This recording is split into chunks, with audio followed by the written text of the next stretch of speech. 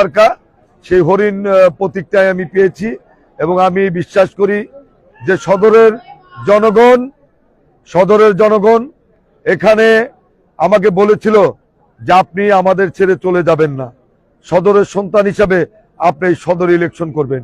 ইনশাল্লাহ আমি সদরের জনগণের কথা রেখেছি।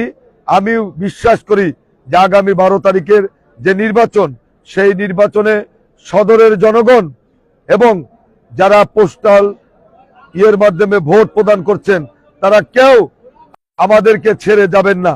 এবং ইনশাল্লাহ আমি মনে করি আগামী 12 তারিখে ব্যাপক ব্যালট বিপ্লবের মধ্য দিয়ে ইনশাল্লাহ সদরের জনগণ ইতিমধ্যে যে আওয়াজ উঠেছে, সদরের জনগণ সদরের ছেলেকে এখানে এমপি হিসেবে দেখতে চায়। ব্যালট বিপ্লবের মধ্য দিয়ে ইনশাল্লাহ আগামী দিনে জনগণের সেই প্রত্যাশা পূরণ হবে।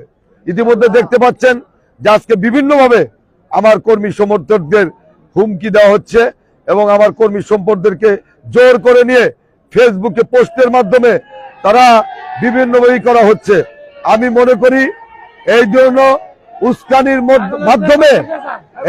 উস্কানির মাধ্যমে আমি মনে করি যে নির্বাচনী পরিবেশ ঘোলার যে চেষ্টা করা হচ্ছে, আমি মনে করি যে যথাযথ কর্তৃপক্ষ এইগুলো দৃষ্টি নিয়ে এগুলোর একটা সমাধান করবে। আমি মনে করি যে টাঙ্গাইলের জনগণ ইনশাল্লাহ যারা এই সমস্ত বিশৃঙ্খলা করে ভোট কারচুপি করে জোর করে জিততে চায়, এটা টাঙ্গাইলের সদর আসনের জনগণ ইনশাল্লাহ তাদেরকে প্রতিহত করবে। সকলকে ধন্যবাদ।